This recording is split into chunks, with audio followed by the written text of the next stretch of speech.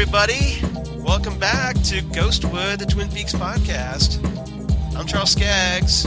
No funny little sound effects starting us off this time. Unless you want some, I can throw in some. But with me, as always, the ever lovable and ever quotable Zan Sprouse. Aw, thank you. Yes. So Zan got quoted done from last week's episode or last time's episode. Yeah, it was like 2 weeks ago now. But we're getting a little love on the Twitter machine.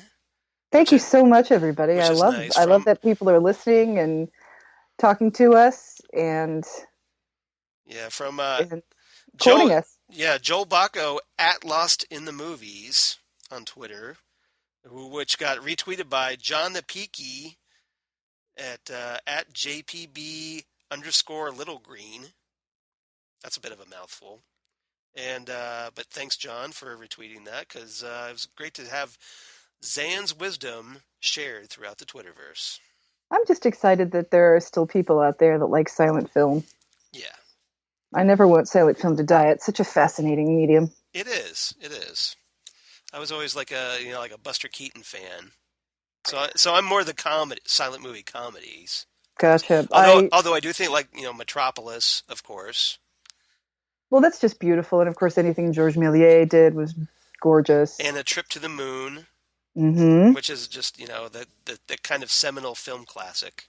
Yes, absolutely. The film school 101. You have to see this to understand how different moving pictures was as a medium for the time. And I love Buster Keaton. He is my favorite of the film comedians, the old time film comedians, and I also am a huge fan of John Gilbert. I was in his fan club for a while. Nice. Or his appreciation society. Yes, he's a tragic story. Grew up outside of Pittsburgh, came to Hollywood to become famous, and then, of course, in the 30s, died penniless and drunk. A very heartwarming tale. Very sadly common tale for silent film actors. Yeah. Once talkies came along, they didn't always, and that, like we were saying, like everybody was talking about on Twitter, that silent film acting is a completely different game. Right, because you have to be more expressive. Right. And, emote with your eyes and your facial expressions to sell. I mean, yeah, you have the dialogue cards, but, it's still, you have to project more. And I'm sure everybody's noticed this watching silent movies, that you'll see someone obviously say a sentence, and then the dialogue card will just say, "I'm sorry," or "yes," or the dialogue cards don't always match. And then there are situations like with Metropolis. A lot of Metropolis was lost, and that was a common thing at the time because of the silver nitrate stock, which is highly flammable. Right. And a lot of Metropolis, as we know from watching Inglourious Bastards. Yes. And Cinema Paradiso as well. Oh, I haven't seen that film, believe it or not. Oh, yes. I know of it, but I haven't seen it. Somebody's blinded in a fire because a fire in the projection room. So, if you love movies, it's a wonderful, wonderful film. So a lot of Metropolis was lost, and in order to deal with it, when it started coming out on video, which of course it's public domain like most silent movies are, the cards were just rewritten so the movie made sense, even with the missing footage. Okay. They were able to just rewrite and this is a common thing too that happens in Hollywood with script doctoring, especially with animated movies or movies where there are talking animals or something like that, where if a joke isn't working or someone doesn't like it, you can always rewrite the animals, right, or rewrite the animation. So this is a similar thing. So the cards were rewritten to make sense with what was left, but still be part of the story. And there was a recent restoration where they found the original card, the original dialogue, the original script, and then just would have a black card with a synopsis of what's missing. Okay. So to be filled in later. Yes. Well, not even to be filled in later. Like, we don't have the scene, but here's what was happening during this scene. So imagine, if you will, Got it. This happening and this happening and this happening, and then they can go back to what was left of the movie. So, okay. It was, yeah. So the cards could be manipulated a film could be manipulated very, very easily, because of the cards. But a lot of people just did not make it. And, after, when in 1928, when talkies came out, yeah, it's around the same time people started to pay taxes. And so it was it was a very tumultuous time for someone who didn't necessarily work as a talkie actor. And then, of course, 1929, anybody who had stocks didn't. Right. So a lot of people lost all their money, and then they weren't able to work. And John Gilbert is a special case, too, because, he kind of punched Louis B. Mayer in the face. And that doesn't do well when you're, like, under contract with MGM.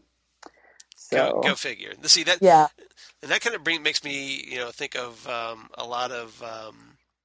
I just rewatched Mulholland Drive this past week. That's how I spent the week off with no Twin Peaks.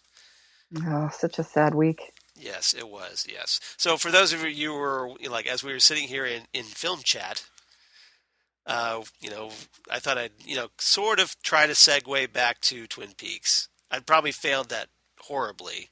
No, you did a good job. Okay. But actually, I did watch Mulholland Drive, and I forgot how good Naomi Watts is in that. Naomi Watts is fantastic in that movie. Even though that, the ending, I still like. It's such a jarring transition. Well, at the end, but yeah, Lynch. Yeah, exactly. So once once they kind of look inside, and you almost get like reality gets sucked into that box or whatever, and then we shift to the whole Club Silencio thing. That's when it just totally throws me.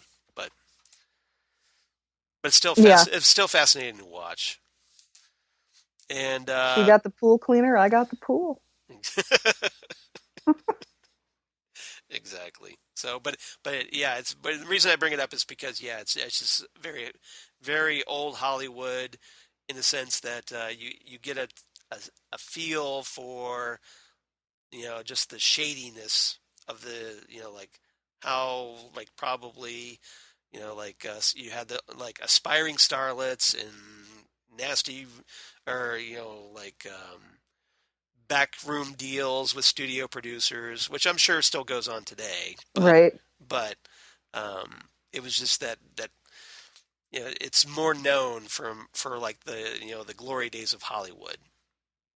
Right. The casting couch was exactly was a famous thing. And then in that movie too, you have the aspiring starlets, and then you have the never made it aging wannabes, and there's all kinds of every Hollywood character that you can think of. Exactly. And with David Lynch, that he just has this just this love of old Hollywood that comes through in everything, including Twin Peaks. So that was fun. So I thought that was a good way to spend the week off. But now we're back and ready to talk the Return Part 9. This is the chair. This is the chair. This is the chair. So we get the return of Betty Briggs. Yes, we do. After a long Charlotte Stewart, after quite a long time. But and she has a rather important role to play, which I thought was rather nice. We also get to catch up with Sylvia Horne a little bit, and poor Johnny Horne. Oh my goodness! Which we'll talk about. So, okay, so ready to dive in? I'm ready to dive in. And first topic I want to talk about: Cooper flew the coop. Cooper flew the coop.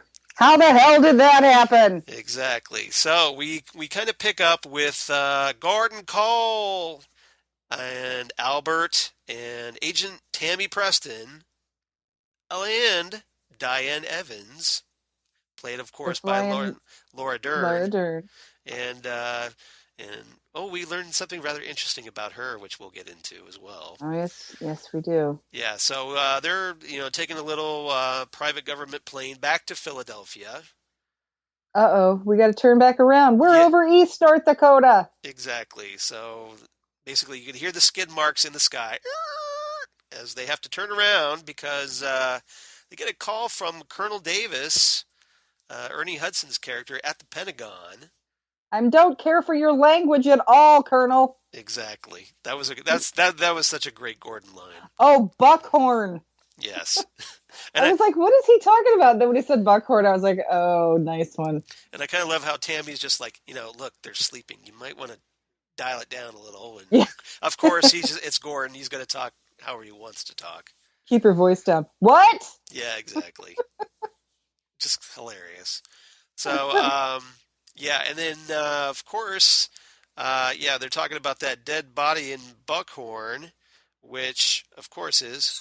Blue Rose. It doesn't get any bluer. Doesn't get any bluer. So well, a Blue Rose case. Right, and so they're... And so this is what, like, Diane, Gordon asked Diane, hey, would you like to come along? Because, we really want to go check this out. And of course... F you, Gordon, I want to go home. Exactly. And, but then, when Gordon's off talking about that it's a Blue Rose case and relating to Cooper... suddenly it's not that big of a deal that she goes home. And he gives her more vodka. Yeah, exactly. Well, yeah, that's the other thing. She holds up the empties. I just need more of these, and I'll go wherever you need me to go. A little more drinky. Yes. And so she clinks those little airplane bottles, and then she's trying to check her text messaging. Blocked. It's blocked. Yeah. But somehow they can get calls up there. So go figure. Well, it's a little more bizarre than that, as we'll find out. Exactly. So, and then Gordon, of course, gets that information from the Warden Murphy, over at Yankton Federal Prison, that Cooper flew the coop. So how the hell did that happen? Exactly. Well, we know how that happened. I want to know what the warden is going to say when people wonder how did this guy just walk out of here exactly with a car and with a gun, and who the hell is Mr. Strawberry? Yeah, there's no, this is not at all suspicious, especially now that Gordon knows. Right. So what? Apparently, Doppelganger Cooper staged this big elaborate escape plan. And Warden Murphy just wasn't involved whatsoever? It was nighttime. He was asleep. I don't know what he's going to say. I think he's going... Yeah, he's got to go down for this, I would think. Yes. But, so... I'd like to think that the last thing that went through his head, other than that bullet... Well, that's Sorry. That's coming up. We're from Ohio, so... We have the Shawshank thing going on all the time. Yes, we do. So, but yes, Cooper flew the coop, and that's where we start our episode, is with Cooper walking down the street, full of all bloody. Yeah, because the doppelganger Cooper is all like, no big deal. I had Bop ripped out of me. And but I'm just I'm just strolling down the street. I'm grabbing like a hanky off a fence post. And he makes his way back to this farm. The farm. Yeah, where we see Chantal again, Jennifer Jason Leigh's character. Yes, and her husband. Tim Roth. Yeah, I was shocked to see him. So we have two of the Hateful Eight. That's right, we do. And the characters are married. So I don't know if that was deliberate or not, but it's kind of a good question. It's kind of interesting. They're horrible people. Yeah, they are. Because we knew Chantal was, but we did. But yes, but her husband Gary Hutchens. Hutch. Yeah. Yep. Just right off the bat that he's got to be a douche because he makes a nickname out of his last name. Out of his actual name. Yes. Well, and the fact that that's not their farm, they just killed the farmers that lived there. Oh, is that all? Just stacked them next to the next to a garage or a little barn and just went about their business. Now, I don't know what it is about the show and farms, because remember that when Andy was looking for... the guy who owns the truck that Richard was driving? Yeah, Richard Horn. Yeah, Dick Horn was driving. And, there was and we presume that there was dead bodies inside this doorway that we never got to see. Right. Yeah, we're still not sure about that. So I have no idea if that's a connection or not with farms, but apparently, who knows? It's Lynch again, so who knows? So Hutch and Chantal hook Doppelganger Cooper, Evil Cooper, up with a new car, some guns. New cars, new guns, and a clean phone. Yep. Oh, and Chantal gives him a kiss and some Cheetos. And some Cheetos, a wet one. Some Cheetos. So what is the big deal? Like, apparently, the doppelganger loves Cheetos. Bad people like junk food, apparently. Yeah, because remember they were like Cheeto bags all in that hotel room back in the first two episodes. I forgot about that. Yeah. Yes. What is it about the Cheetos? Yeah, it's life sustaining Cheeto dust. And this is too long ago to have been any sort of political reference. Yes. So, but the campaign was probably going on at the time.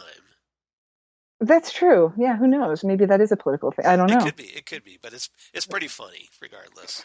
I think it is pretty funny. I think it's one of those things. If you wanted to treat it as a political metaphor, you probably could.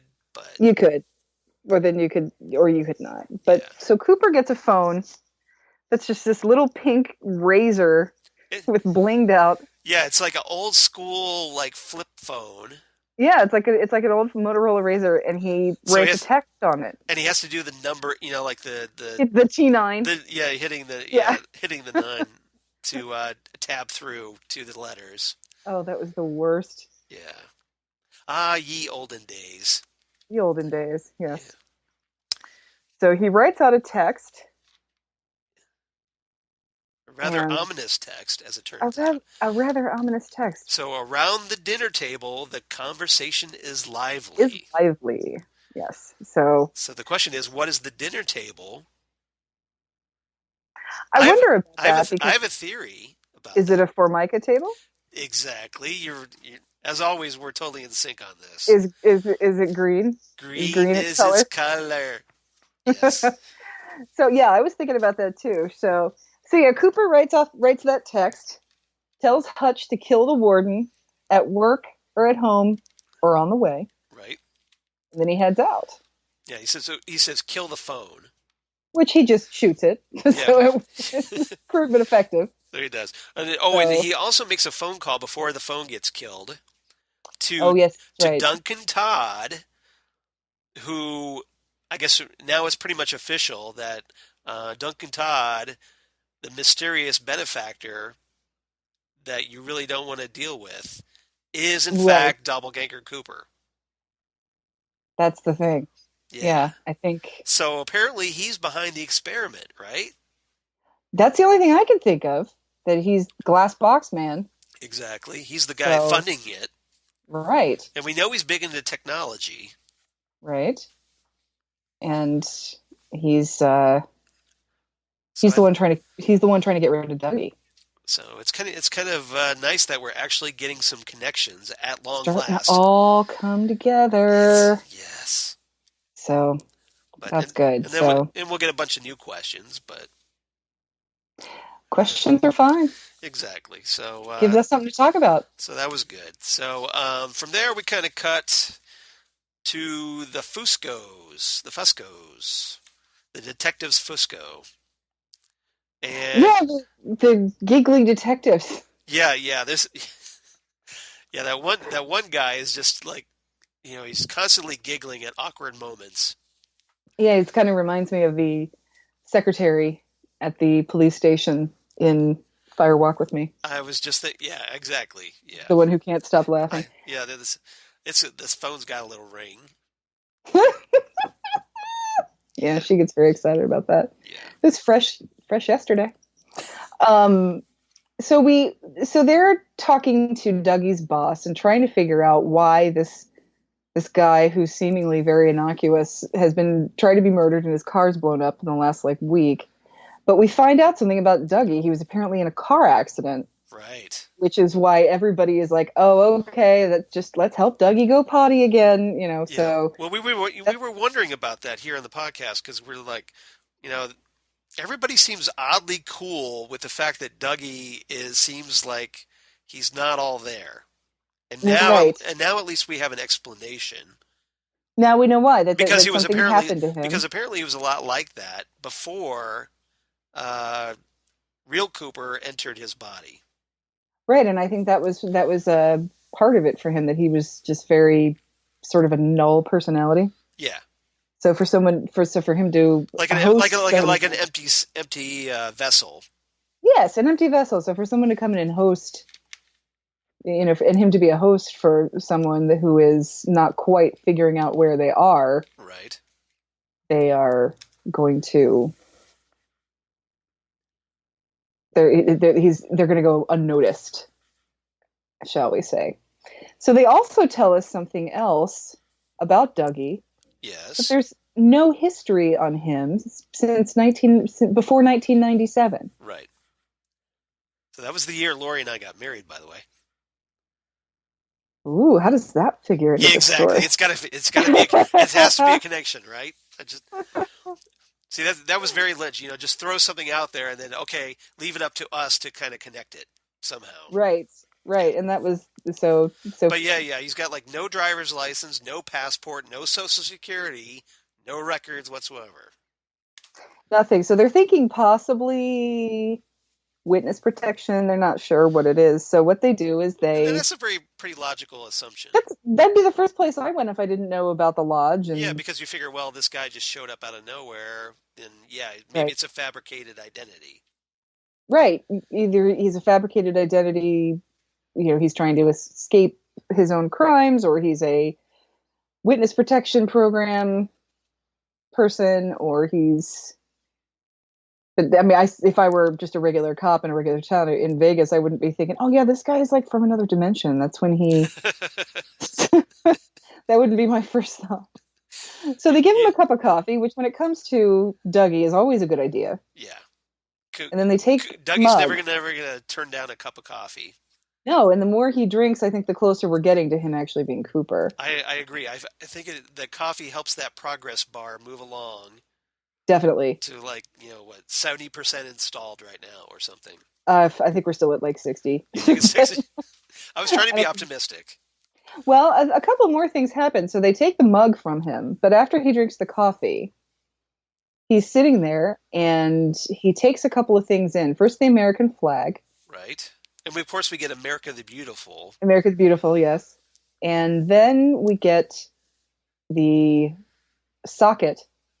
Before we get a blonde who's rather leggy in red high heels. Now I have a question about these red high heels. Yes. Which I will ask later. I'll ask it later. Okay. All right. But so we have the flag, we have the coffee, we have the electrical socket. Yeah, we focus then on the electrical outlet. So he's sort of figuring it out. Hopefully. But what happens is they get prints back on that piece of flesh that came off of the gun that tried to kill Dougie, and they go to get Ike the Spike. Yeah, they don't have just his palm; they have his whole palm. Not his print, but they have his whole palm. Yeah, that was great. So so we pick up with Ike the Spike back in his hotel room as the police are moving in to capture him. He delivers a message, presumably to Duncan Todd. That was my assumption too. Yeah, although we don't know who exactly, but he says, "No cigar, taking medical leave." Right, because that's what happened is when Doppelganger Cooper contacted Duncan, he said, "Is it done? Not yet. It better be by the next time I call." Yeah. So he's probably called Ike the Spike and said, "You need to get this guy." Yeah. And he's saying, forget it. I lost part of my hand. Everybody's suing me now. I can't do this. And as it turns out, he gets arrested anyway, so he's essentially off the table. That was adorable. He sees the cops coming in on him. He's like, "Oh." Yeah. This little like moany squeal, helpless. Oh. He's got this big bandaged mitt of a hand. Bandaged hand. Yeah, that's pretty funny. So that was good. So poor Actus Bike. Oh, don't you feel sorry for him? No, not really. No, he's a terrible, terrible man. Yeah, he pretty much is.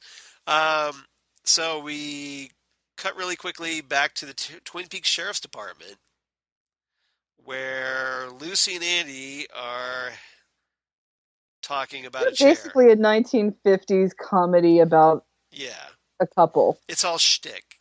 Yeah, it's all shtick for them. Yes. So they're arguing about what color chair and ottoman they should get. Andy ends up telling Lucy that, well, hey, you just go ahead and get what you want. And then she gets what he wants.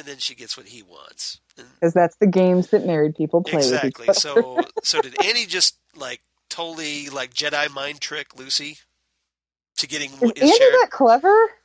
That would be kind of funny if he was, and that he was reverse psychologying. That's the thing, is that Andy's very, very sweet and genuinely loves Lucy, so I could see him just saying. But he was pretty adamant about what color chair he wanted. He was. He storms right up to her and says, Lucy, I want the red chair. But then again, But you think that he just totally caved. Part of me wonders if he totally caved, and part of me wonders if he knew that if he made it, that she would want to do something nice for him. Because, I mean, all things being equal, I'd rather be in Philadelphia.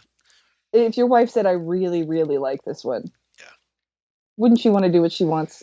Generally, yes. If you love your wife, yes. If you want peace in the house, yes. Not even that. Just because you love them, you want them to have. You want them to be happy. First and foremost, yes, love. Mm-hmm. Second is, I don't want to be deal with an upset wife. I want to be able to. I don't need the argument. So I'm speaking, of course, as a married man, because of course that never happens. Well, and the thing is, too, I just think, again, they're a real... They are... they're kind of a poor man's Burns and Ellen. Yeah. I think. So, who knows? But... now, Gracie. George and Gracie. Say goodnight, Gracie. But, Good night, Gracie. Good night, Gracie. Yeah. So, we see... Then we cut to Johnny Horn, who just running around the house. Well, apparently Sylvia's worried that somebody let him out. That's the thing. I mean, where was he? I don't quite know. And who else is in the house? Right. I'm sure he is has Audrey there? She didn't mention anything about Audrey, so I don't know. But I feel so bad about this because a couple of podcasts ago I talked about, Johnny. Is Johnny still alive? Yeah. Well, apparently he's still alive. I know, and I feel bad. I kind of knew that because he was on the cast list. Why didn't you look at that? Well, I didn't tell you, though, did I? I appreciate that you not telling me. I didn't spoil it for you. So, apparently Johnny is... I've never quite known what Johnny's issues are. Right. His health issues, but he just seems emotionally disturbed somehow. Well, he has something going on with him, and it seems, according to what happened in this episode, he might have one of those issues that requires a helmet. Right. Because he's running around the house and smashes right into something. Yeah. I'm not 100% sure what it is.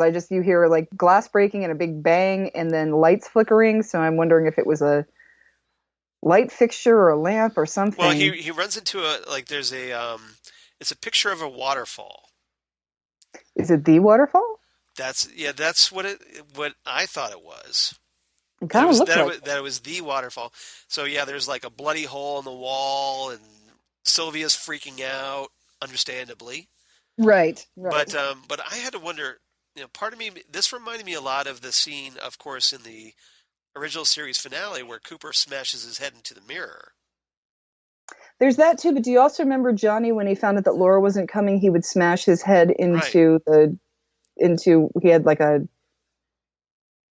some sort of house or dollhouse. Yeah, it was like a dollhouse. Yeah, and he had his Indian headdress on. Yes, he did. That was his thing. His Native American headdress on, and just was banging his head back and forth.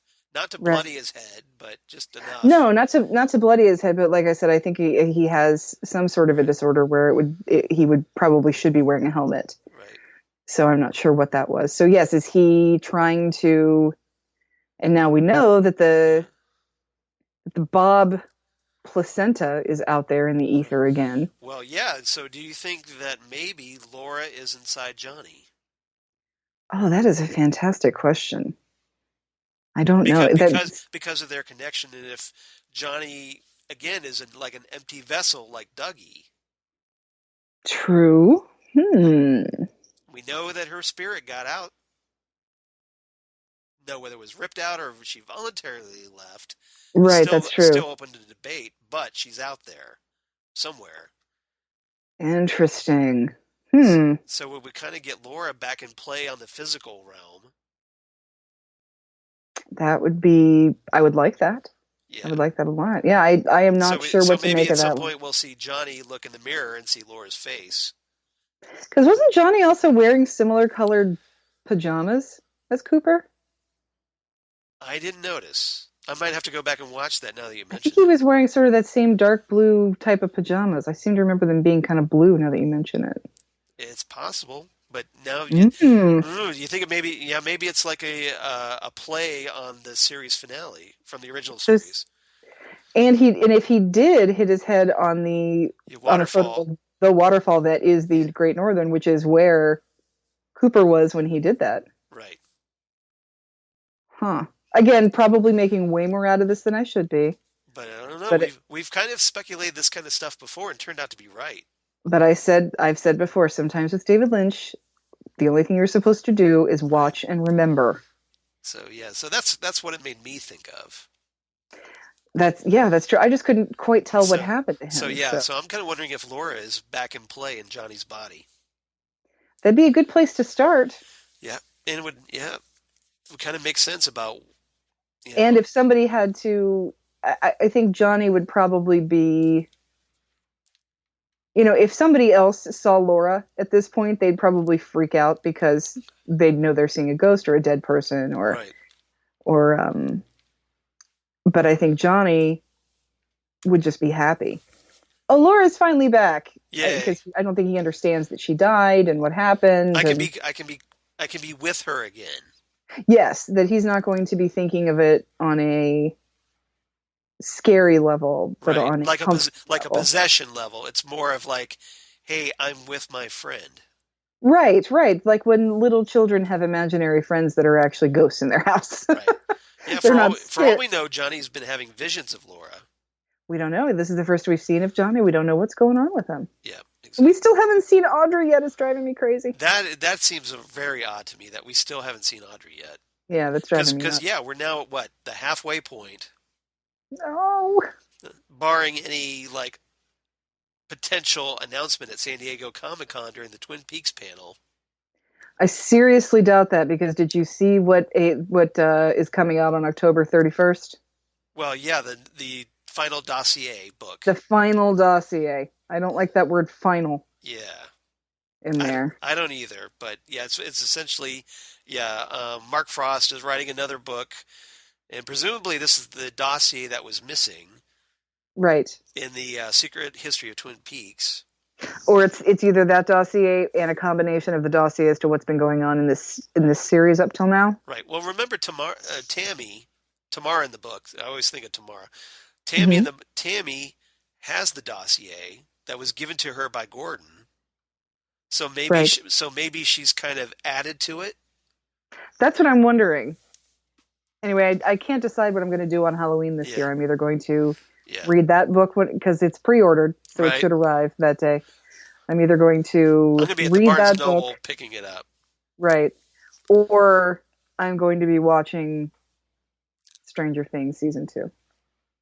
Yeah, because that comes out on Halloween. Yes, it does. It's gonna be a good October. It is going to be a good October. And Stranger Things got a crap ton of Emmy nominations today. Stranger Things is one of the best TV shows I've ever seen. Yeah, it's great. It's possibly in my top 5. Yeah, if you grew up in the 80s like we did, well, it's I did. The perfect show. Yeah, I did. Oh, yeah, I did. Yeah, you did. You're in that group. You're in the Gen X group.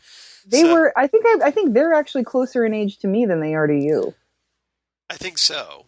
Because this was 82 and they were what? I don't know. They're about as much younger than you as they are older than me. Well, in 82 I was 13, so they're a little younger. Right, because I think they were, but not a lot younger. Actually, no, they might actually be your age now that I'm thinking about it, because weren't they like 12? Like, weren't they junior high? Yeah, maybe it's like a couple years difference, if that. Okay. Yeah. Okay. It's I'm in the ballpark. Let's put it that way. Right. So yeah, but in 82 I was actually only 6. So yeah, I think they're closer in age to you. Yeah.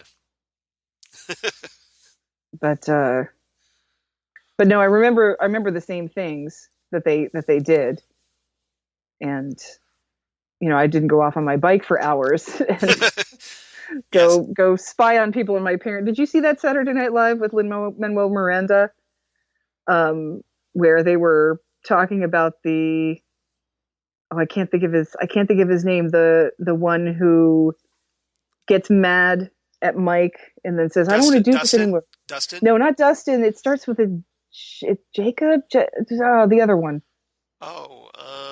He's the one that gets really mad at Mike and then splits off from them, but he starts spying on them, and he's the one that tells them that Matthew Modine is coming to get them. That they're at your house, you got to run. Yeah.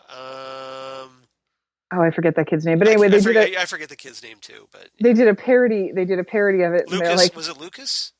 It might have been Lucas. Yes, I think it might have been. Yeah. I just don't remember. I think it was Lucas. But they did a parody of Stranger Things on Saturday Night Live. And it was great. Yes. And he was talking about he hasn't been home in days, and his parents haven't even called anybody. Yeah.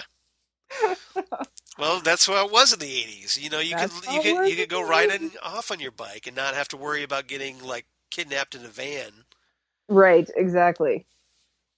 So you could just say, "Mom, I'm going on my bike. I'm going to be back in 8 hours." Yeah, exactly. So your mom's just glad you weren't in the house anymore. The good old days. Oh yeah. So anyway, I just that final, I'm not very happy about that. So. Yeah, it does sound rather ominous, doesn't it? Yeah, it does. All right.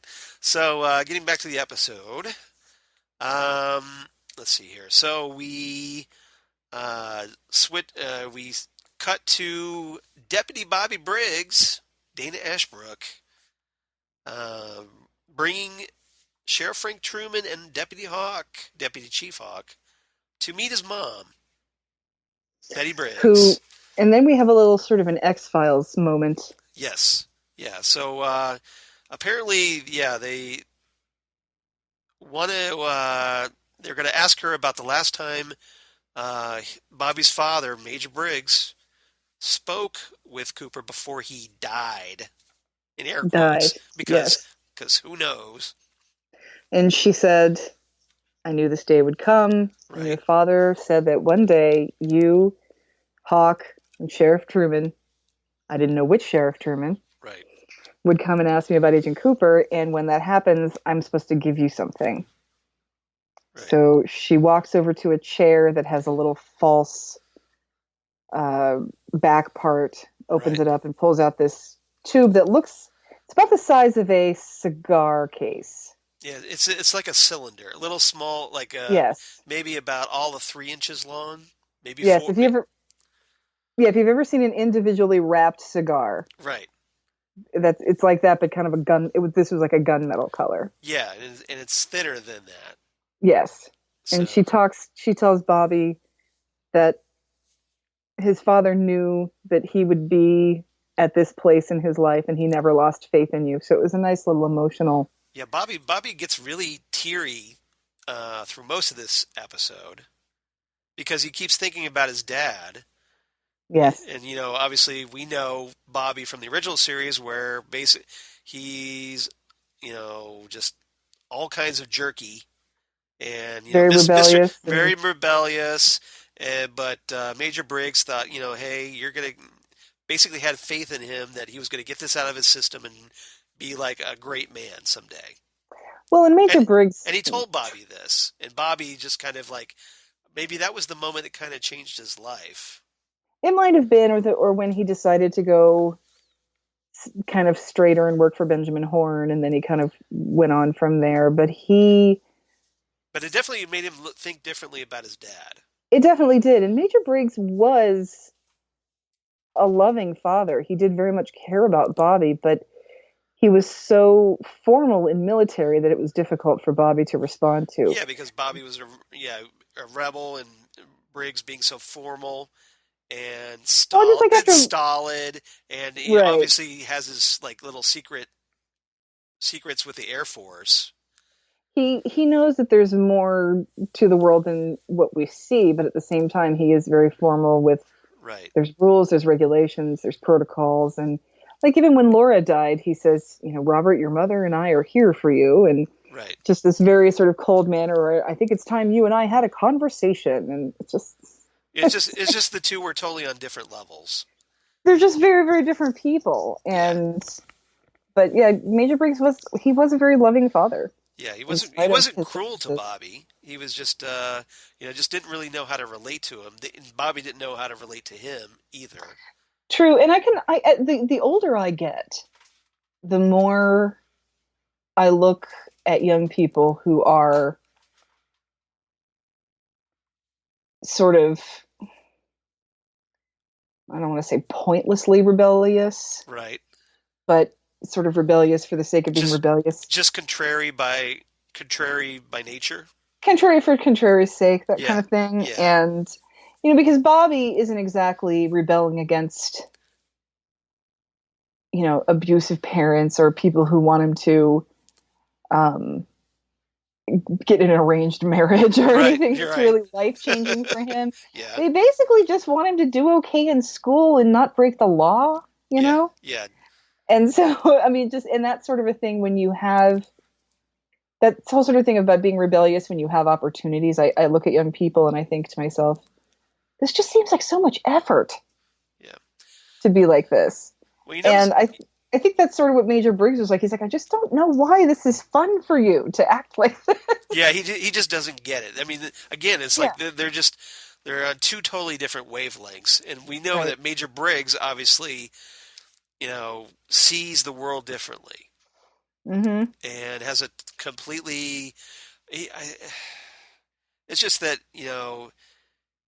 his focus is like world encompassing. He sees the big picture, right? And which is why he's able to kind of see into the future. He's almost very prescient. And he's very wise. He's very knowledgeable about. Things in this world and beyond. Major Briggs he's dialed into the fundamental workings of the universe. That is a really good quote. Thank you. Hopefully someone uses that as well. That's a very eloquent way of describing Major Briggs. Thank you. But he's just really dialed in, and of course that causes that conflict because Bobby just doesn't get it. And Major Briggs doesn't get Bobby, but I think now, like if Major Briggs was still around, I think he and Bobby would really get along. Oh, they'd be fishing every weekend. Yeah, and Bobby, because now that Bobby's he's working with the Twin Peaks Sheriff's Department, he's got his act together, he's on the straight and narrow, he's not dealing drugs as far as we know. So I'm still convinced that's Chad. Has to be Chad. Chad, who I don't want to talk too much about Chad this episode, but he eats like a pig. Yeah, well, we could talk really quickly about the scene where Lucy and Chad are having lunch. Eat your lunch in the lunchroom, Chad. Yeah. Take your lunch to the lunchroom, and Chad is all whiny and is like, well, you guys eat donuts and coffee in here. But I understand it'll never happen again. And then he takes forever to get his Well, crap together. he's trying to get his crap together, and then like his hands are full, so he can't open the door. So he's like, looks at Hawk, going, "Little help." Little help, Yeah, Chad. and Hawk is just like, "You loser." Hate use the ladies' room, Chad. Yeah, exactly. I hate Chad so much. Well, you're supposed to, I think. So, I know. But He eats like a pig. and Lucy, I thought was hilarious because Lucy is the coworker. See, I work in an office, so I see this all the time. Mm-hmm. So she's just like, "I'm on my lunch break, Sheriff Truman." You know, I'm not here. And then she holds up her hand like, "Don't bother me. I'm on my lunch. Like, I've got my sandwich. Just don't even. And you gotta love that too about a small town. Like you think that, things stop for lunch in the police department. If something happens. Well, apparently for Lucy it does. Yeah, that's the thing. I mean, nothing. What if somebody called in? Would like Andy have to come get the phone or something? Seriously, Andy would have to come get it and say, "No, Lucy's eating a sandwich." Right. So. And then describe the sandwich for you, probably. All right. So they go back to the conference room with this little cylinder that they've. Right. And Bobby's all like, kind of laughing as Truman is and Hawk are trying to open this thing.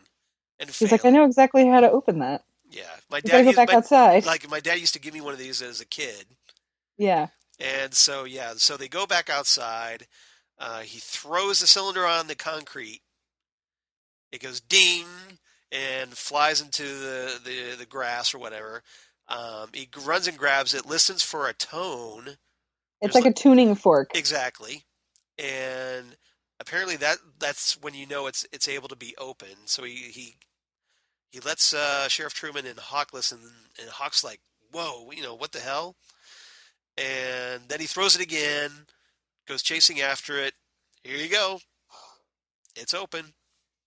Little pieces of rolled up paper inside with some triangles we've seen before. And some Bazooka Joe comics. That's That's that kind of paper. Just like real small pieces of paper. Right, little tiny pieces of but vellum. It almost looked like vellum. Yeah, these little tiny scrolls. And we find out that apparently there's these directions about what to do before leaving a place called Jack Rabbit's Palace. Bobby knows where that is. Where that is. Apparently it's where he and his dad used to hang out when they were little, or when he was little, and they used to make up stories. Their secret kingdom. Yeah, exactly. So apparently this has very strong significance. So Major Briggs is a loving and sentimental father. And apparently the directions say to go 253 yards east of Jack Rabbit's Palace, 253. Mm-hmm. Which go back to the where the arm mentioned in part 2. That was like, where he says time and time again, if you remember that. I'm not remembering those numbers. Okay, so, apparently 253 is a big deal, because that's also, it's written as a time as well. So I don't know if this is like 2:53 in the morning, like AM, that apparently and I'm guessing this is the gateway to the Black Lodge is open. I'm starting to think we're getting more and more close to coordinates. Could be. Now, there's 2 dates, which are October 1st and October 2nd. Which is my anniversary, by the way. Oh, really? Happy anniversary. October 2nd. So there's another... I know, David Lynch knows when we're married. He's listening to the podcast, probably. Yeah, that's what he's doing. All right. And he's working these things in. They're just like writing furiously. Okay, we got to get this in. So we got alcove markings, 2 triangles side by side. Mm-hmm. Seen those before. A full red moon, a crescent red moon, and this really interesting shape of what kind of looks like the head of that creature that we think is Mother. That was on the card that Doppelganger Cooper showed Darla, saying, "This is what I want." Yeah, that's right. So apparently, maybe Doppelganger Cooper's after Mother. Well, And, I mean, finding Mother would mean finding what he right. needs, where he needs to be. And apparently, this is how you're able to do it. Ooh. Yeah. So, so is your brain hurting yet? My brain is my brain is trying to be patient. Yeah. Is what's going on. I am so excited for things to explain themselves. I think I'm high! I am not. Your foot. Your foot. Yes. Now, how freaky was that? So we might as well talk about that because, Jerry, lost in the woods still. It's been there for like 3 weeks now. It's like, what the hell is he on? That he seems like he's still stoned. Oh and he's got his foot talking to him, telling him, "I'm not your foot." I am not your foot. And it sounds like little kid voice, And he's completely freaked out. He's like totally afraid of his foot now. And he's he backs away. Yeah, he keeps looking at it and then he dives for this foot, yanks it up so he flips. He falls back and maybe knocks himself out. I think I'm high. So funny. It's just Jerry is fantastic.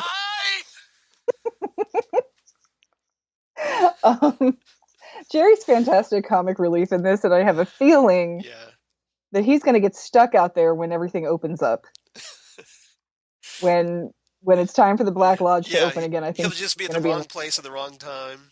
I think so. I think he's just going to be out in the woods, testing the merchandise. I think it would be hilarious if, like, the show ended at episode 18, and they have the credits, and then, like, in a post-credit sequence, we see Jerry still walking around the woods. That would be awesome. Like everybody completely forgot about him. He's just been out there for months. How great would that be? That would be so great. I would love that. Maybe he's wandering the woods, and then all of a sudden, he finds Dr. Jacoby. Dr. Jacoby, yes, that would be it. I need one of your shovels. Yeah, I have to kill my foot because it's not my foot. And he goes, "Dr. Amp, you found me." Oh God, you found me, Dr. Amp. Hilarious. We had. I have no idea what purpose that was, but it was funny as hell. Oh, that was great. I laughed hard at that. Okay, so let's see. We got that. Now we kind of catch back up with Gordon Cole and his group, Team Cole, as they go out to Buckhorn to investigate the body. I don't like your language at all, Charles. Oh, you said Buckhorn. Yeah, Buckhorn. Just a little aside here. In Columbus, Ohio, we have a bar here called the Ruckmore. Yeah. Yeah, we don't call it that. I wouldn't think so. No, we don't call it that. No. It's an amazing bar. It opens at like 6 a.m. or something like that. So if you really need something to drink before work, the Ruckmore's got you covered. This is why I call myself Charles and not Chuck. Just saying. I can understand that because, I'll bet when you were a kid, though, the name game was hilarious. That was probably the funniest song you'd ever heard. Yeah. For like all of 2 seconds, and then when it's your name, when you're doing it, it's fine. Yeah. But when other kids are doing it, right? When other kids figure out what Chuck rhymes with, then it's nowhere near as fun. Not that I'm traumatized or anything.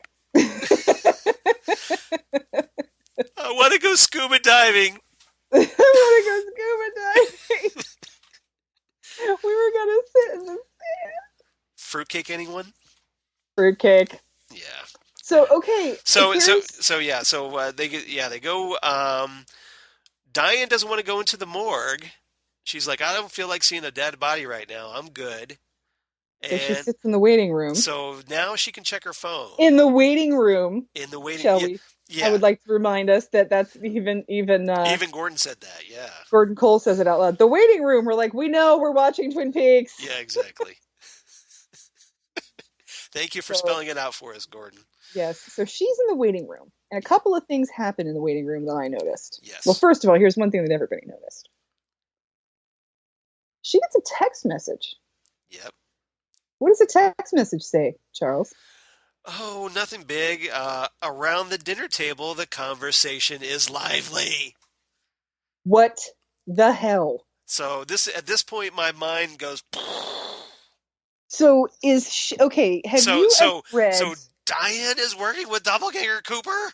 I don't know. That's the thing I don't understand. Okay, have you ever read Girl with the Dragon Tattoo? Yes, and I've actually, I've watched both the Swedish version and I have the American version. So, okay. Which is great because it's David Fincher. And it is David Fincher, yes. Yeah.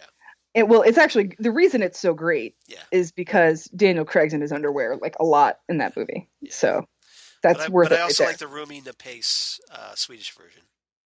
Oh, yeah, but that one doesn't have Daniel Craig in his underwear. No, I don't really care about Daniel Craig in his underwear. So, I don't know what kind of movies you like, but... So, okay, here's the thing. Non-Daniel Craig in underwear movies. Oh, those are the best. Yeah. So anyway, in Girl with the Dragon Tattoo, spoiler alert, don't get on my case about this because this is a really old book. Yeah. Someone has been sending this character flowers once a year on the birth date of his niece who has gone missing. Right. And he thinks somebody's trying to drive him insane. But it's actually the niece trying to say, I'm okay, I'm just in hiding, don't worry about me. Right. So that's what this sort of reminded me of. Does she think these are from Cooper, and he's just messing with her, and that's why she's a drunk? I don't think so. I don't know what the heck's going on. I think something really dark and ominous happened when Doppelganger Cooper, and I'm thinking it's Doppelganger Cooper, went to see her that night. This gives a lot more credence to your theory of I know. The night he left was a different night than I was thinking it was. Yeah, so I'm thinking, it was Doppelganger Cooper that saw her that night. Oh my gosh. Now the question is... the question is, what the hell, Charles? Well, that question is, what the hell? Now, is something inside Diane? See, now that's another thing I was wondering. Because remember because what happened to Doppelganger Laura? See, Doppelganger Laura became a cokehead whore. You know? Yeah. But she was there in the lodge, and then suddenly we never see Doppelganger Laura during the return. Oh my God! Do you think that she's Laura? I'm thinking she's Doppelganger Laura, but I don't know. Interesting concept. Like Doppelganger Cooper and Doppelganger Laura working together, but. This can't be good. Then this is just my theory, so maybe I'm reading too much into this. Probably am, but Doppelganger Cooper shows up, meets Diane. Diane thinks it's really Cooper, real Cooper. Doppelganger Cooper does something, and that allows Doppelganger Laura to enter Diane's body. Maybe that's why we're not being very specific as to who the night you left. Maybe that's why we're not being so specific. I'll bet you the FBI is thinking the exact same thing I was thinking. Yeah.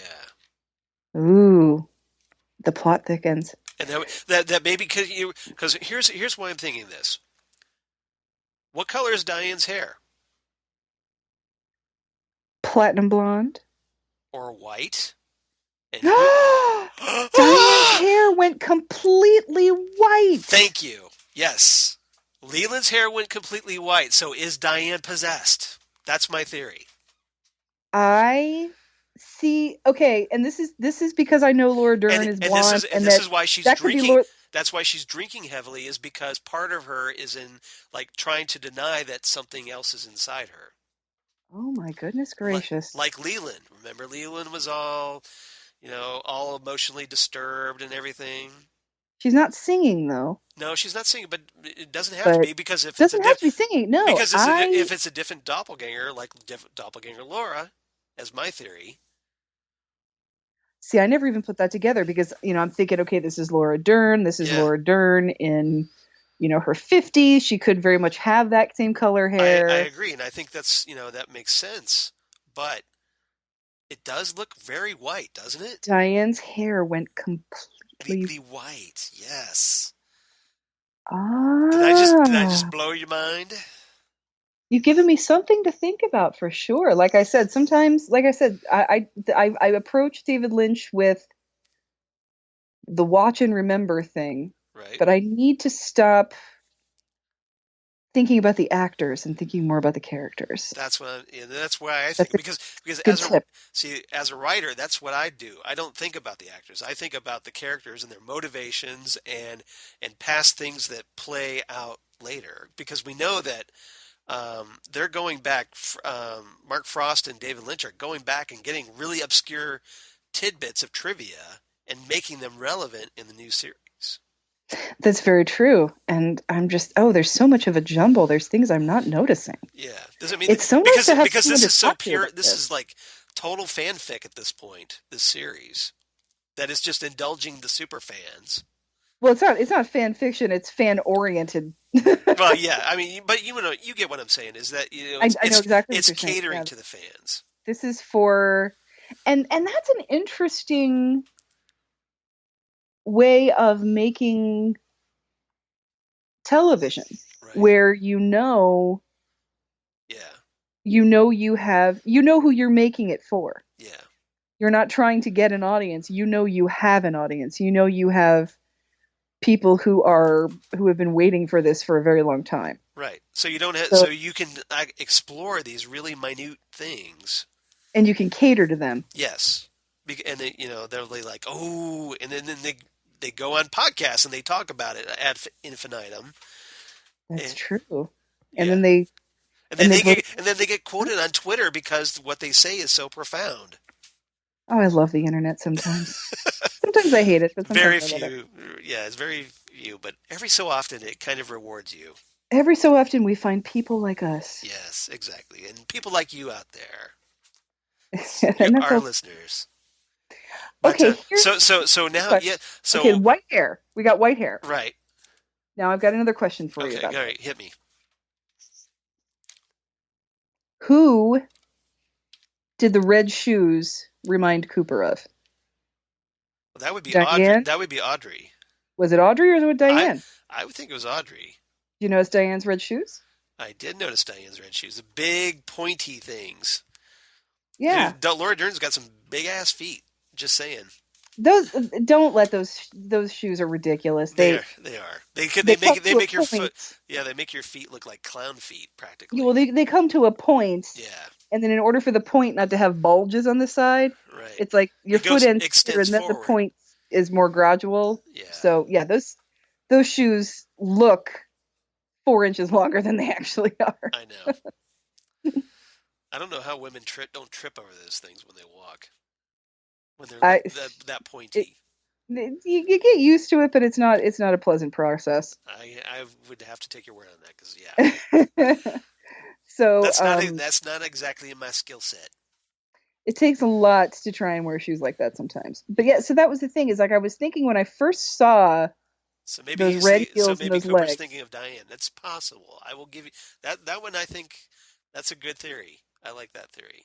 Because I first saw the legs in the red shoes, and it was very much Audrey with the same kind of skirt putting on red shoes at school. So maybe that's why maybe Cooper saw Audrey wearing the red shoes, and it made him think of Diane. See, I don't know, or has Diane always been wearing? I don't know who the red shoes are for now. Like I thought it was Audrey, and then I saw Diane's red shoes, and I was like, wait a second. They're from Dorothy from Kansas. That's the thing, or are they Dorothy and Ozma of Oz? Well, in those books they're silver, so that would just be Dorothy from the movie. We just went down an L. Frank Baum rabbit hole. Let's not go down that rabbit hole because that's like 77 books. Exactly, something like that. What has more books, the Oz series or the Xanth series. The Shannara Chronicles. Oh, okay, yes, that would be it. You're welcome. Possibly second only. A second runner-up would be Redwall. Yeah. But I have to think of Shannara Chronicles. It has to be up there. So okay. So what I'm wondering is that did Doppelganger Cooper, maybe figuring that Gordon Cole would reach out to Diane, tip her off, say, okay, you insert yourself with a group, act like you don't want to be there, and keep me posted on what Gordon's up to. Like Diane's a mole for Doppelganger Cooper. And William Hastings has the coordinates. Yes. So that, follow Gordon, he'll lead me to Bill Hastings. That was very fascinating. Yes, it was. So yeah. They're calling it the zone, but I'm assuming they mean the lodge.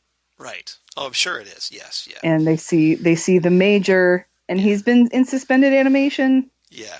So we should probably get into that. And then his head floats away. Yeah. So his head floats away. Right. Around the same time that Cooper gets out of the lodge and sees his head in space. Yeah. Coincidence? I think not. Not in a David Lynch program. No. So, we Tammy's interviewing Hastings, who hasn't showed up since part 2. Right. And we find out that he had this blog, and it's like a very GeoCities style blog. If you remember GeoCities. I remember GeoCities very well. Like back to the 90s. Oh my gosh. Alt.nerd.obsessive. VH1's I love the 90s. But so apparently Hastings and Ruth Davenport somehow bonded over the fact that, hey, we're really into alternate dimensions.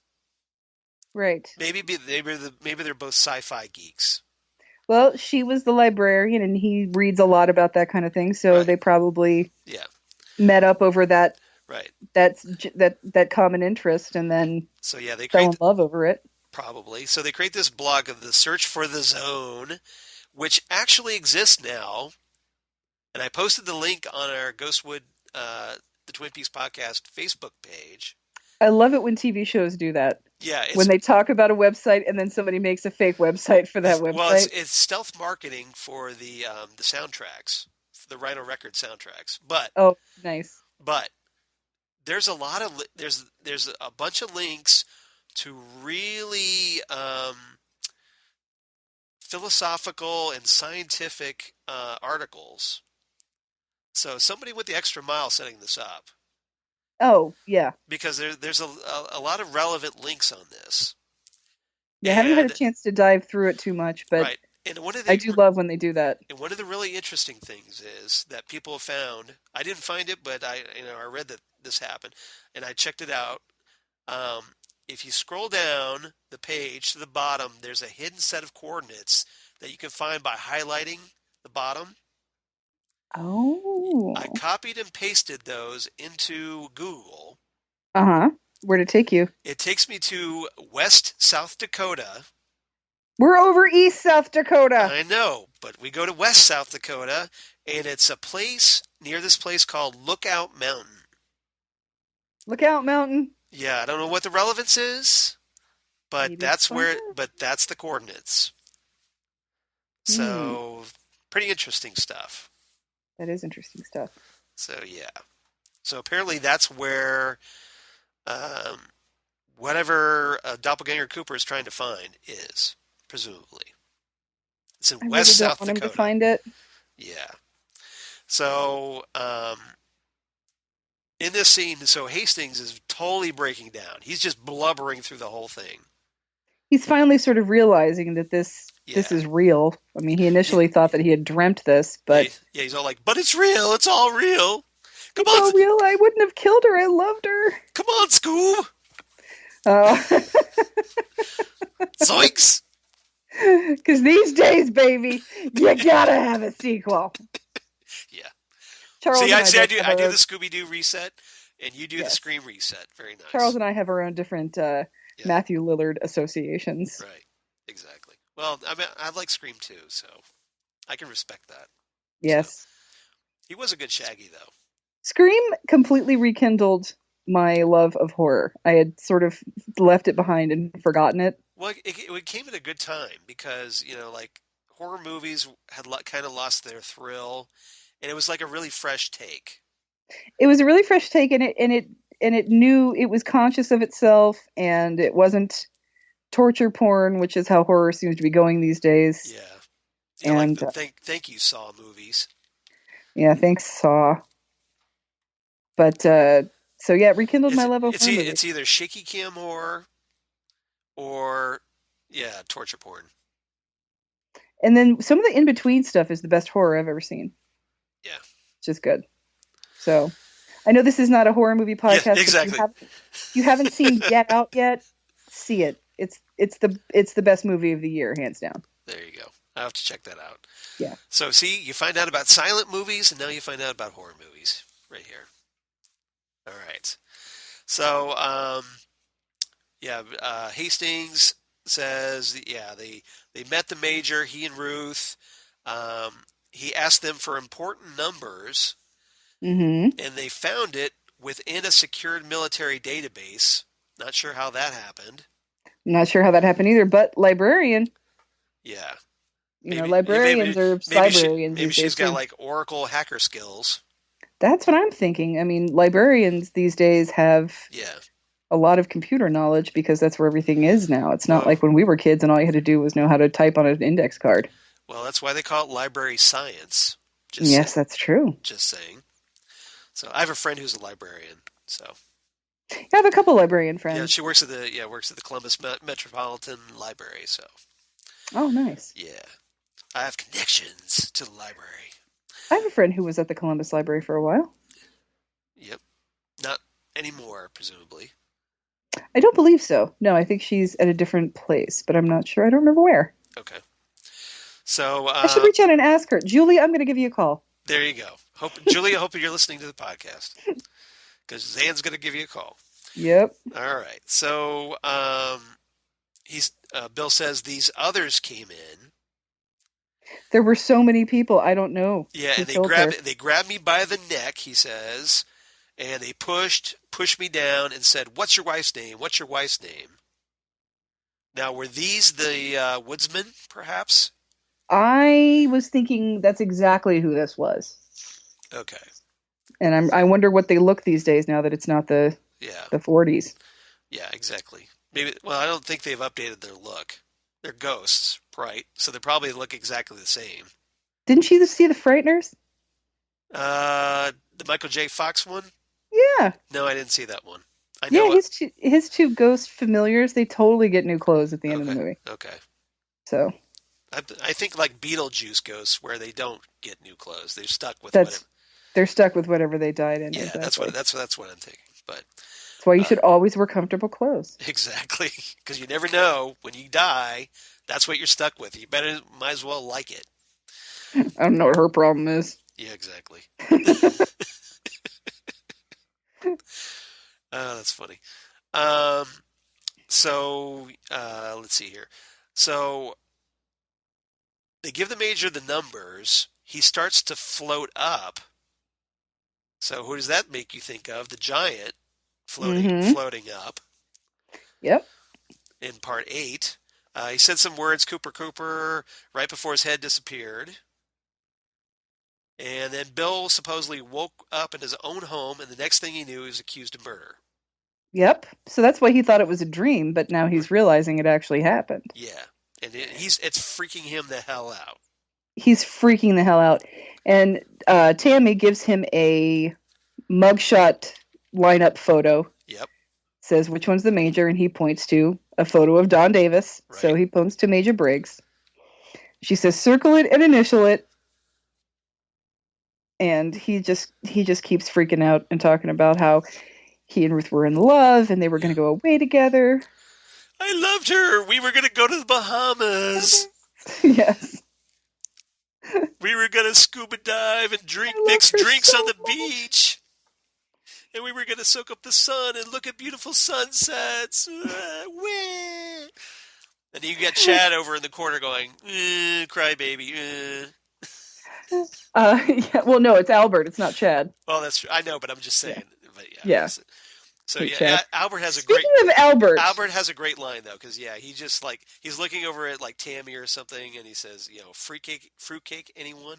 Fruitcake, anyone? Yeah. Albert in this episode, I think, was very, very funny. When the police officer is explaining, okay, here's what's going on. Okay, first of all, we find the principal has been having an affair with the librarian, and then he was arrested for killing her, and we found her head on your Major Briggs, and then his wife was killed, presumably by their lawyer, who is also now in custody. And then Albert just says, "What happens in season 2?" That was hilarious. I died at that. I was like, that's so great. And then, of course, then you got Gordon who chimes in, who says apologies for Albert in advance. Yeah, apologies in advance for Albert. Yeah. Too So funny. then he goes into the morgue with the medical examiner and he flirts with the medical examiner. Albert finally meets a small-town medical examiner he actually likes. We got to get these crazy kids together. I want them to get together so bad. So he's sort of looking at it, and he's talking about. He's laughing at her jokes. Well, and he's making jokes about the principal, blah blah blah, and she's like, not to mention the 6th grade marble champion. Yep. And he's just being sarcastic. He says, "Well, when did he lose his marbles?" "When the dog ate the cat's eyes."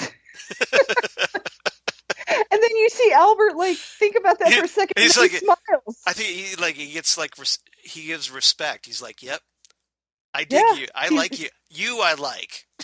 You I like." And he's like, "This is the body of a man in his 40s." Yeah. Yeah. She's like, she knows exactly that it all sounds ludicrous, but she's not fazed by it. She's not fazed by it, and she knows she's good at her job. It's not like when Albert walks into Twin Peaks and says, "Welcome to amateur hour." Exactly. So there's actual respect from Albert. Right. Albert actually likes this woman. And that's the thing, you can't really blame Dr. Hayward. I mean, he's not a medical examiner. He's just like the town's only doctor. He's the small town doctor, for crying out loud. He's like all they've got. So, if he's not perfect, it's not surprising. Well, Albert was like an elitist snob back then, almost. He was. He's still kind of a jerk, but he's a little more... he's a little more mellow these days. He's a little more curmudgeonly than he is... Yeah. See, that's what I want to be when I get egotistical. older. I want to be a curmudgeon. I'm aspiring curmudgeon. Oh, that's good. You want to come over and take lessons from my dad? He's pretty good at that, and I think he has openings fall quarter. Well, see, I'm kind of thinking like a Dr. McCoy from Star Trek kind of curmudgeon. Oh, I like that. Yeah, that's the way I want to be. I want to grow up to be Dr. Leonard Bones McCoy. So you're sort of curmudgeonly, but at the same time you're nostalgic and caring. Yeah, exactly. All right, I'll give you that. That's the way I want to age. I like that.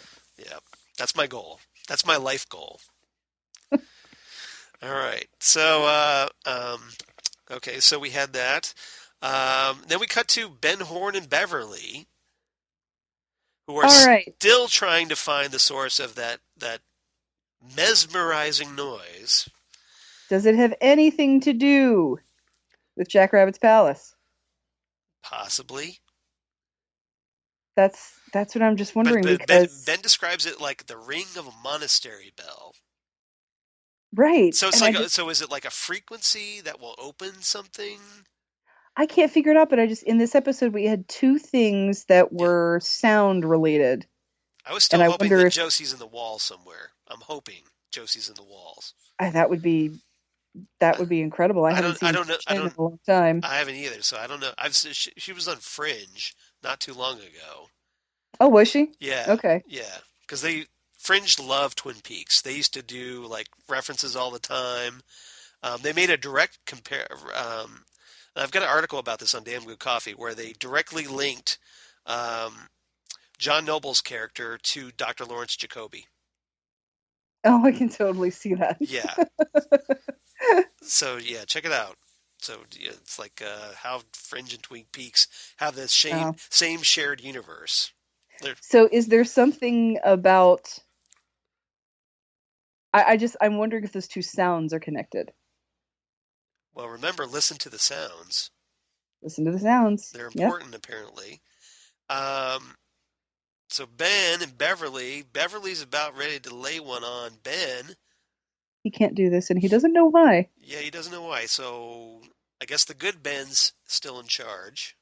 That was my thought. I think Ben is still a good man. Yep, so you're kind of happy about that, aren't you?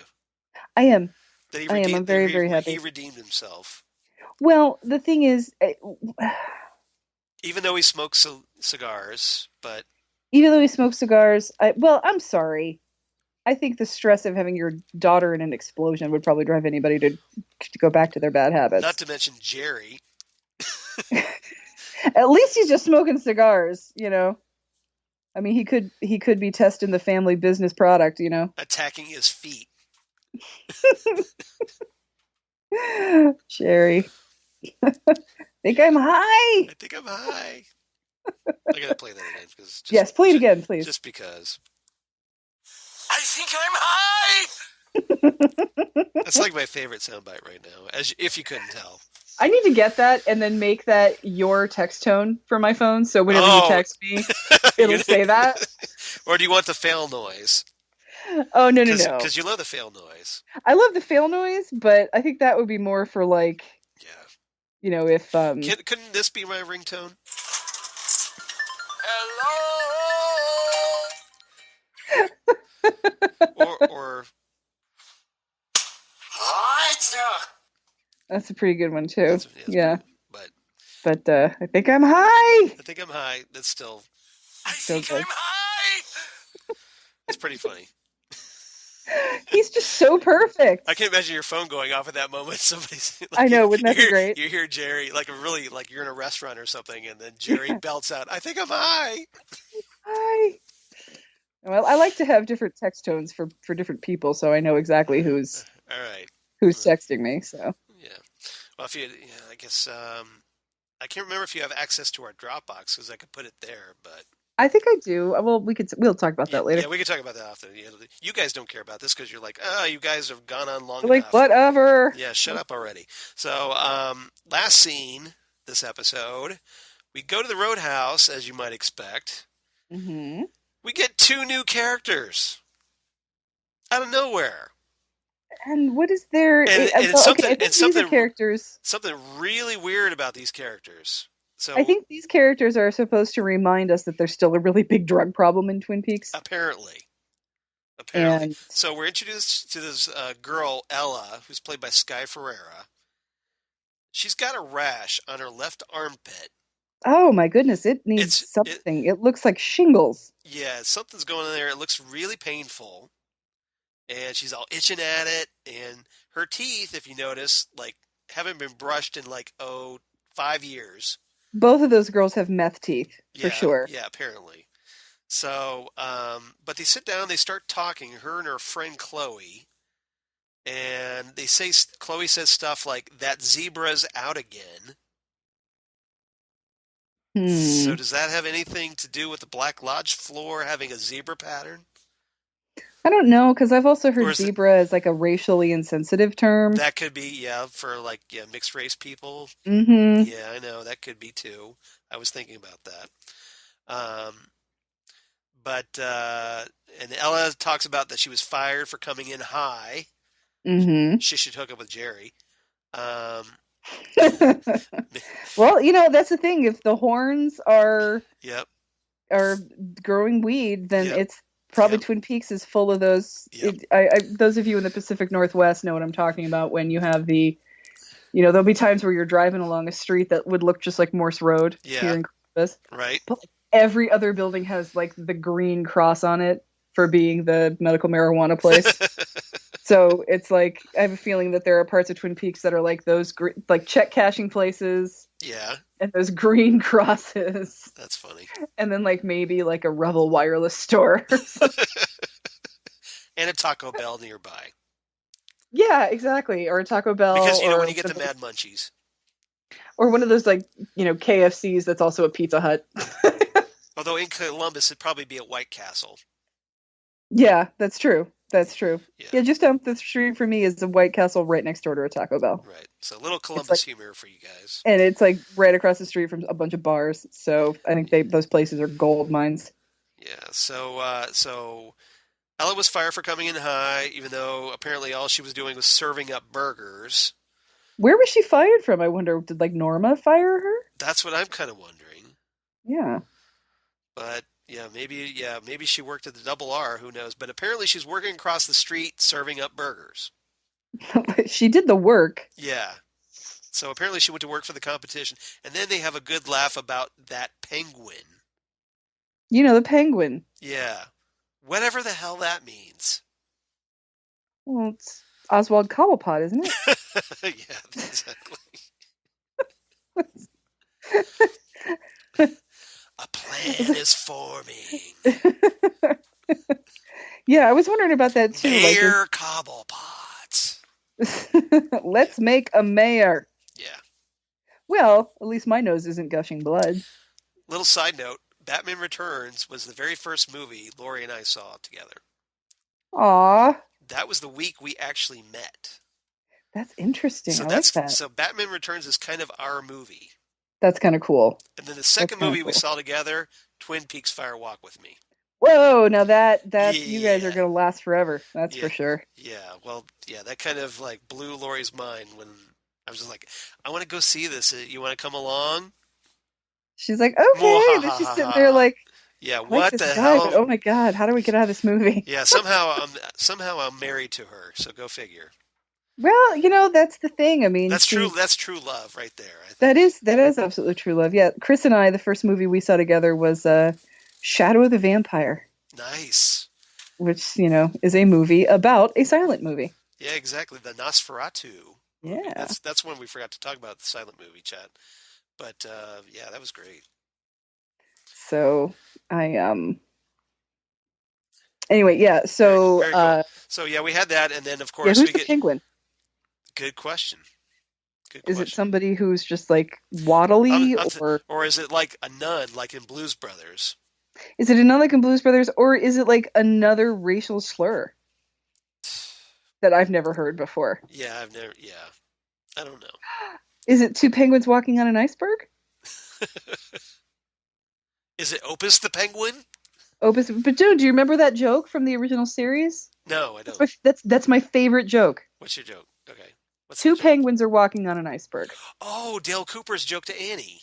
One penguin says to the second penguin, "You look like you're wearing a tuxedo." And the second penguin says, Annie's joke to Cooper, yeah. Maybe I am. No, Cooper says it to Annie. Oh, does Cooper say it? I thought Annie Cooper says it to Annie. Okay. Coop, you just tried to tell her a joke. Right. Maybe I am. I don't know why I love that so much, but that joke is so funny. Just because you like Kyle MacLachlan, he's so dreamy. He is dreamy, but yeah. I don't. Full disclosure. Yeah. Kyle MacLachlan on my notebook in high school. Well, at least you're honest about it. Full disclosure again. Yep. Saw Showgirls in the theater. For Kyle MacLachlan. Yes. Yeah. I was the only person in that theater watching that movie for Kyle MacLachlan. I think didn't Showgirls have maybe $332 in box office? Something like that. I can't remember, but it was a bomb. I know that. Well, I personally, I like comeuppance stories. Yeah. So Showgirls has a soft spot in my heart. Okay. Because have you seen Showgirls? I have seen Showgirls, yes. Where she beats up that rapist that looks like Michael Bolton. Uh-huh. Nothing against Michael Bolton. Michael Bolton is not a racist. Not a rapist. Or a racist, as far as we know. Yeah, I've never heard him say anything bad about anybody. But I'm sure he's a lovely fellow. Yeah, I never was a big fan of his music, but ever since he started working with The Lonely Island, I absolutely love Michael Bolton now. But just as a person, I don't particularly care for his music. But right. But yeah, when her friend gets raped by that one guy and she goes in and just beats the living hell out of him, I was like, this is the greatest thing ever. So if Showgirls is like on TV, I'll be like, wait a minute, she's gonna beat up this guy, and then I'll stop watching. Okay, got it. But you have to watch that part. I have to watch that part. Yes. Okay. The same way when Pretty Woman is on, you have to watch her go back to the boutique and tell the women that they made a big mistake by not selling her anything. You know, comeuppance. Exactly. I love comeuppance stories. Yeah. So anyway, yeah. Kyle MacLachlan, yes, he's dreamy, but I love stupid jokes. Like jokes little kids tell. Corny jokes. Yeah. Corny jokes I love. I think those are fantastic. Like Doc Hayward's joke about, where he recycles the Groucho Marx. The Groucho Marx joke. Yeah, those kinds of things where about shooting his, like he caught fish in his pajamas. How he got in his pajamas. How the fish got in his pajamas, he'll never know. Right, exactly. So there are just little, like, oh gosh, I can't remember what it was, but I heard one on Night Vale the other day, and for those of you who like Twin Peaks, I would suggest listening to Welcome to Night Vale if you are not already. But I just love corny jokes, so I love that joke. So that's awesome. So I don't know. But yeah, the penguin and the zebra, I do not know who those could possibly be. Well, like I said, new characters. Like, we need new characters at this point. We have only 9 episodes to go. We're at the halfway point. And we're getting more characters. We're getting more people. And we still haven't seen Audrey. So come on. We need to see Audrey. If I don't see Audrey pretty soon, I'm going to lose my mind a little bit more. It's on. It's on like Donkey Kong. All right. So we got a couple of musical performances. This like techno-y thing, or like electronic thing by Human by Hudson Mohawk.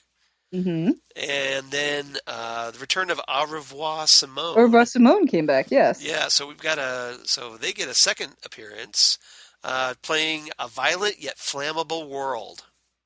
Mm-hmm. So we had that. Anything else about this episode you want to talk about that I'm missing? Is there anything that we have not mentioned? I think we were pretty thorough I think we were pretty thorough with this one. I don't think we missed anything. Well, the only thing I want to say about Doppelganger Cooper is when he lifted up his shirt to show Chantal the wound. Yeah. It looked really, really bad and infected. Uh-huh. So I'm hoping it keeps going. But that's Cooper's real body. We don't want his body to die. We just want Doppelganger. Have Duffy's body back. I mean, he can. But we want Cooper to get his real body back. I guess, but I just want whatever's going to kill Doppelganger Cooper to do it. Although God only knows what Doppelganger Cooper's done to that body over the past 25 years. Yeah, does he even want that body? I mean, that thing maybe he should just full of hepatitis. Yeah, who knows? Yeah. Yeah. Yikes. If you've seen any of those like hillbilly crew that he was hanging with, who knows? Yeah. There's got to be some sort of chicken infection going on in him or something. I don't know. Not to mention all the clogged arteries from the Cheetos. Yeah. Right? Seriously. Right? Okay. Yeah. Okay. So, what's your rating for this one? My rating for this one is 8 out of 10 beige chairs. Okay. And losing 2 points for Doppelganger Cooper still being alive. You've got it in for him. I want Cooper to be okay so bad. That's all I want. You and everybody else at this point. I know. And then, have you been seeing Kyle MacLachlan's tweets? No. People keep asking. He's like, well, it explains itself. I mean, he's like not answering any questions. Right. Well, he can't. Yeah. So, my current theory about that. Episode 12 is called "Let's Rock." Oh. So I'm hoping we don't have that much longer to wait. I'm thinking that would be a great line by Cooper to say when he comes back. That would be his first words as Cooper. Oh man. Let's rock. David Lynch, I have a favor. Yeah. But don't you think that'd be good first words? Please don't play Bad to the Bone after that if that happens. Bad enough in the Terminator. I really don't need you to do it either. Bad. Yeah. All right.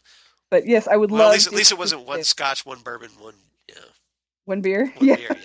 Yeah. I would love to hear Cooper say that if that's what that is going to be. That would be. I think that would be a good first line. I'll be so excited. So I'm thinking episode 12.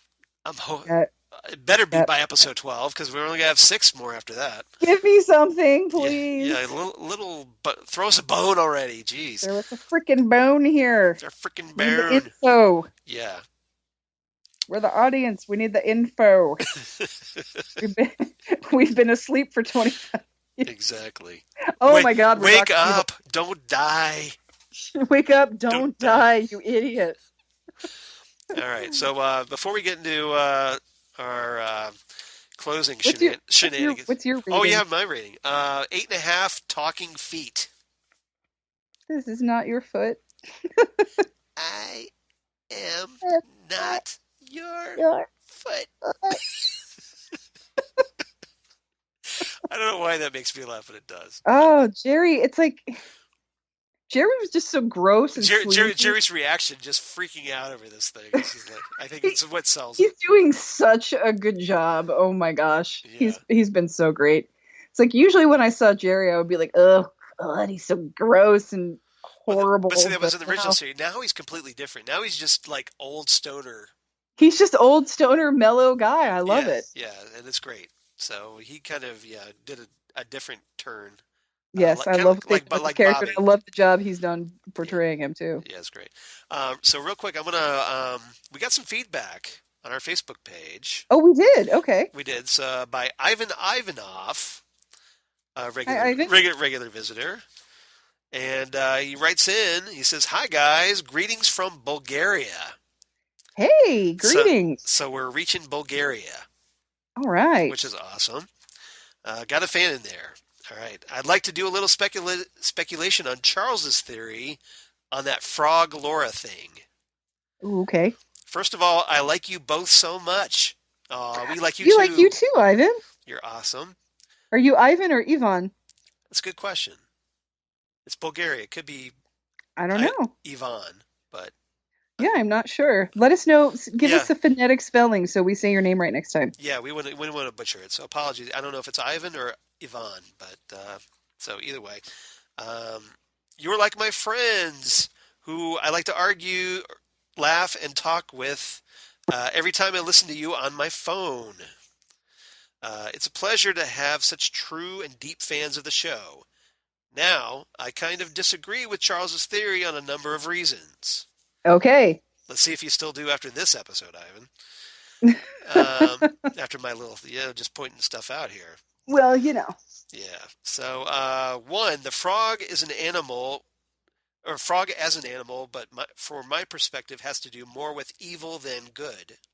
Mm-hmm. The Bible that I often read is talking about frogs on the last book of the Revelation. In there, and also the plague. Let's not forget the plague. Exactly. In there, frogs are 3 demon spirits. And so my association is more negative than positive, which all Laura is. I don't see Laura's birth as a frog.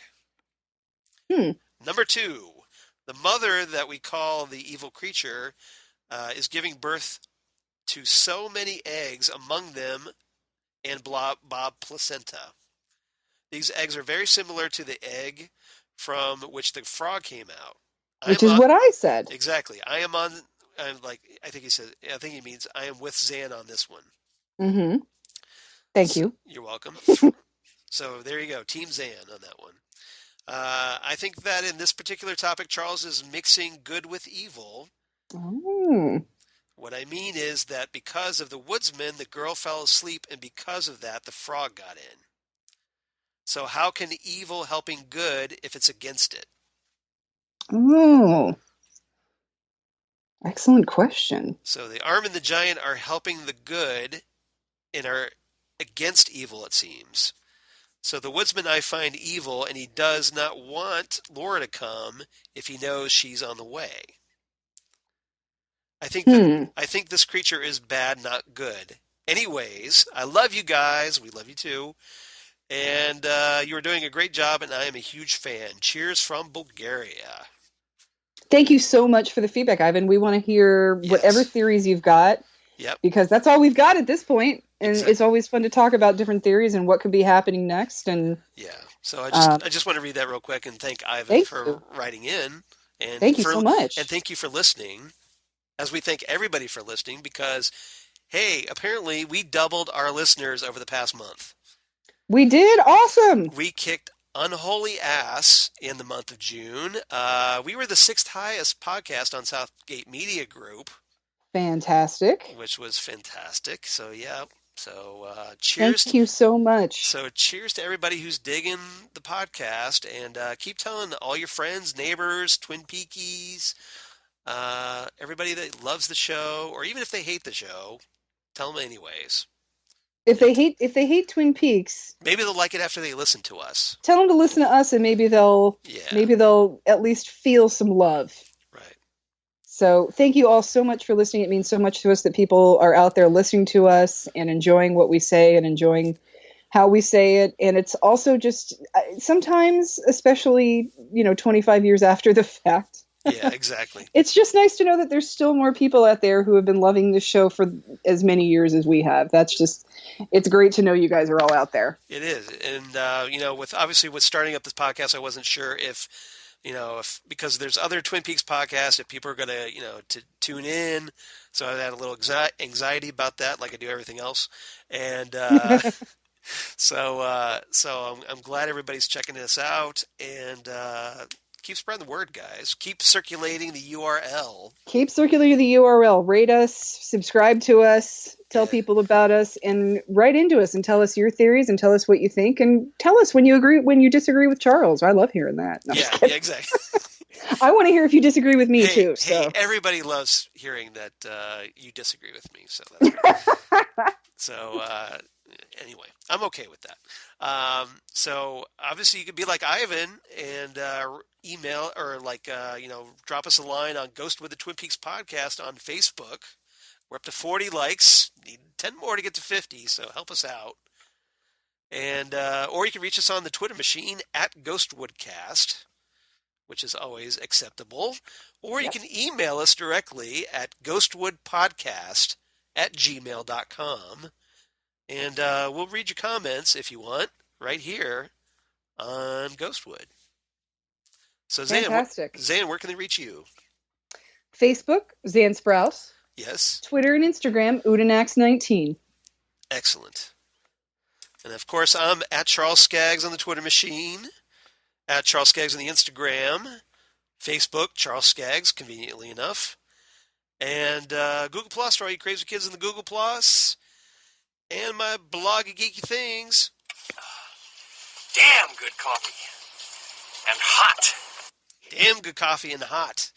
As Zan can't laugh at me for screwing up the damn good coffee line. Well, it just means I don't get my error noise. But that's okay.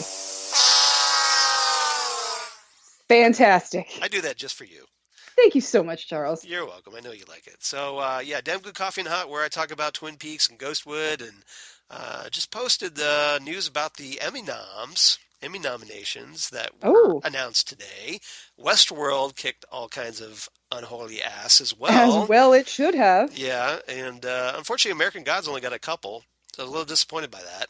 Yeah, well. And Legion totally was snubbed. But I'm a little ragey about that one. But because if nothing else, Aubrey Plaza should have got an Emmy nom. Aubrey Plaza is wonderful. She's great, and she was fantastic as the Shadow King. So very cool. Right. So, but apart from that, I think that's it. And Zan's camera has faded from the distance, so I guess. Yeah, we've been having internet problems the entire week, so. Yeah, no problem. So I guess we'll sign off for now while we still can. And thanks, everybody, for tuning in to Ghostwood, the Twin Peaks podcast. See you next week, everybody. Hope to hear from you. Bye. Next week, part 10. Yay. Bye. Yay. Bye.